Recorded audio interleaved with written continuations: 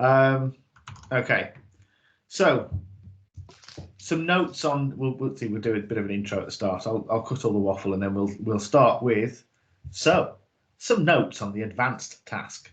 And now I forget that I'm going to be recorded, and I will fill it full of ums and ahs. Right.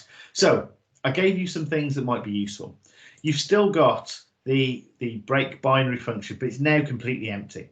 Right. So you notice I told you before that as you go along through the tasks and they get more complicated, you get less and less stuff that you've given in advance, and you've got more and more for yourself to fill in. So if you're approaching this one, I expect you to have done the first two and feel quite confident. Okay, so this is meant to be a stretch task. It is meant to give us that little bit of separation at the top end. And also remember that you can get up to and including about 83% without even touching this one. Okay, so even an attempt at this is not bad, right? So, if you get halfway, you might get a few marks for it, and it can push you up to like, mid 80s, up to that 90%, even not getting it completely right. All right, so don't feel like, oh my goodness, this is such a difficult task. How can I ever pass this module? That's not how this works. All right, so just reiterating that. Okay, so there's some stuff here to help. So first of all, is this max pos. I would say ignore that for now. All right, if you know as you go through, you go, I need something that does. Then you come back, you go, oh yeah, look, James gave me a thing that could do that, right? You've also got this in case this is helpful. Okay, if you do this, you're going to have to actually document it properly and make sure it works. What it does, so you don't need to actually write tests for this necessarily, because, like I said before, anything that uses external stuff like the binaries, don't worry about writing unit tests for those. Worry about unit tests for the stuff that you use to build up to that. Okay, so in here you've got this average try, and it does some stuff. And what it actually does is it gives you the average time it takes to run a particular guess, and it's got a number of repeats. So if you called it average try and you gave it a target and you said, I'm looking for enter password, the file text is password incorrect, and my guess is cat, repeats equals 2, it would run it twice with that guess, and it would tell you the average of those two guesses. If you said run it 10 times, it would run it 10 times and give you the average there. So maybe that'll be useful. But again, let's ignore this until you decide what you need, and just bear in mind that there are a couple of functions here that might help you as you go through. So this is the bit you actually have to fill in, and you can write other functions that pull into this as well. You're not limited to the ones above. And what I've done is I've suggested an algorithm. Okay, and I'm not going to write code into here because it really is going to be giving you the answers at this point if I do. But the suggested thing is to firstly use an accumulator for the current guess. This is something that you've seen over and over and over again. You have a loop. Let's go back quickly to the thing we were looking at before.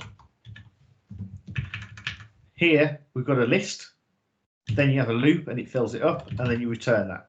Same thing is in so many other situations. Okay, so here, we're looking to create a password. So it's not a list, it's going to be a string, but that's perfectly valid as an accumulator. And then we're going to go through and work on building up that accumulator. So we might call it, password equals empty string or something like that.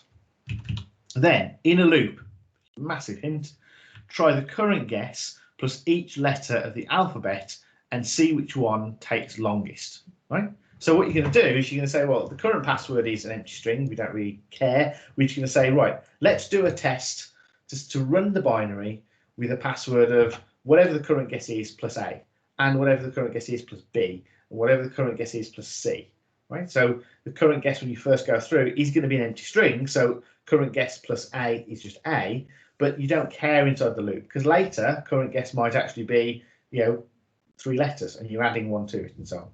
Okay, so we already know we need to see if this is the correct password. If not, add the current best letter to the guess and repeat. So we need to know how long it takes. Well, that's where this comes in, right? You can use this inside the loop and say, right, tell me the average time it takes if you try the password A. Tell me how long it takes with the password B, and so on. If you put those results into a list, you then want to find out which one in that list is the the heist value, right? So you might have a number of milliseconds for the first one, number of milliseconds. Then you might have a spike and then it drops down again. Okay, and so that will be what you put into this, the result of this. And if you want then to find out which letter that corresponds to, you need to first of all find out the position of the largest item in the list. Uh-oh, look at that, max position. Give a list of numbers, return the position of the largest. Okay, so that could be useful. And then that is the position in the alphabet that the letter you want is at. So one of the things I would recommend, and I'll put in here, is you might do something like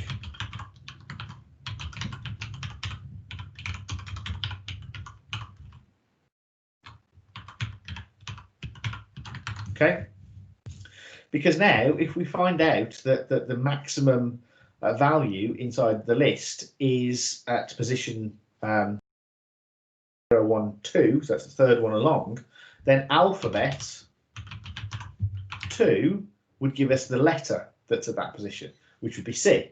Okay, so that's quite handy. So I would definitely recommend having this because it's a good way to get the guess. And so what we would do is we'd find the maximum position in the list. We'd work out what letter that is, using exactly what I just gave you there, and then we would add that onto the password, right? And then we start again. We'll move on to the next position. So we've got, right, we have a current guess, and we're going to go current guess plus A, current guess plus B, current guess plus C, and so on. Again, we put in all of those values into a list. That gives us 26 items in a list. We check to see which one of those is the largest, and the position of that is the same as the position of the letter because we tested A first, then B and C. So yeah, that makes sense. Again, one of those might be the correct password. If the password was cat, and one of them is cat actually, then you'll have got to that point where it goes right CA, CB, CC, CD, and so on. When it gets to CAA, CAB, CAC, and so on. When you get to CAT, that is the password. So at that point, you'll get a true return rather than you'd be like, yeah, that is actually the right password. Done. So we're successful. Okay. And the way that this function here, average try, deals with the fact that you need a time for the guess, but you also want to know whether it was successful or not, is that it returns two things at once. Right? The first thing it returns is success, and the second thing it returns is this. So if I wanted to, for example, in here, try like this, average try, and I'm going to go binaries. Oh my goodness, binaries advanced 1, like that. So that's the first thing. Prompt test might be password colon. I can't remember what it actually is, but yeah, you put in whatever makes sense, just like the others did for you. And then, oh, actually target's already a parameter here, so we don't need to do that. It's even easier. And prompt text. So we would just do target prompt text, fail text, whatever the current thing is, like so it's going to be something like PW plus current letter, and so on, and the repeats we can leave it to, right? So that's just whatever your code says it is. And when this returns, so we have something like maybe result equals this, we can say if the result 0 is equal to true, then we've passed. And in other places, so that's one use. But if we want to know the time, we would just use, I don't know, something like if we store them in a thing called times, we do times.append res 1. Okay, so 0 and 1. So the first one is a true or false. That's the success. Okay. The second one is the actual time it took on average to run that through. Okay.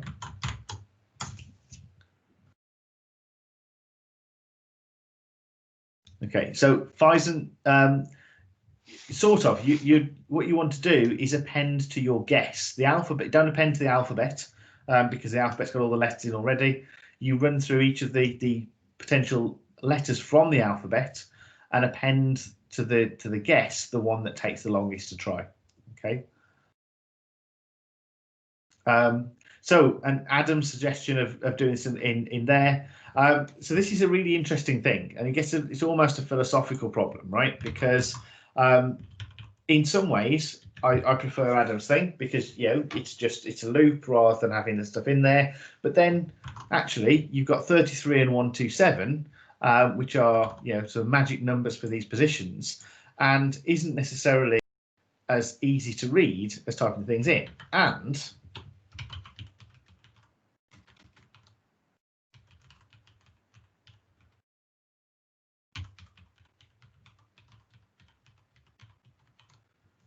actually has more characters. Okay, so normally I would say, don't put in, just random strings, calculate stuff or put it in the right place. But in this case, I actually think it's a lot clearer to see what mine does. And we don't have what is 33, what is 127. We're not going to make a mistake quite so easily because it's written in there, and it's faster because it's a literal rather than having to be calculated. Sorry, Adam. No, it's all right. It's all right. My brother's in the same room on a call as well, so you're going to end up picking up him if I'm off mute. No, it's fine. It's an interesting thing because by default I would also do it as a list comprehension because what I'm like. But I realised when I was writing it previously, and I was like thinking, well, how do I give examples on this stuff? That it probably is better to just write the alphabet out. It's one of those situations where you're not saving even a keystroke, and it's slower, it's harder to read, it just feels wrong. So anyway, my one as well, that's actually a bit of a misnomer. My one goes from all the way from every special character, uppercase and lowercase. Which of course is different. So you would have done 97 to 97 plus 26, wouldn't you, if it was just the lowercase? So that's the other thing.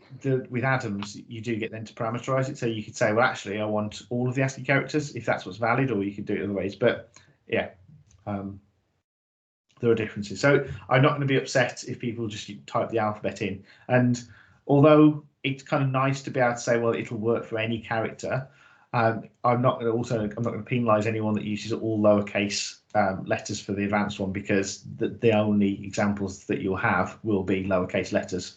And if you find that you end up like trying to guess like the fifth character or whatever, then it's not working either because they're all three letters. Okay, so that's the hint. Okay. Right, I'm going to stop the recording for this one because that's us done on that particular topic of sort of the run through, and then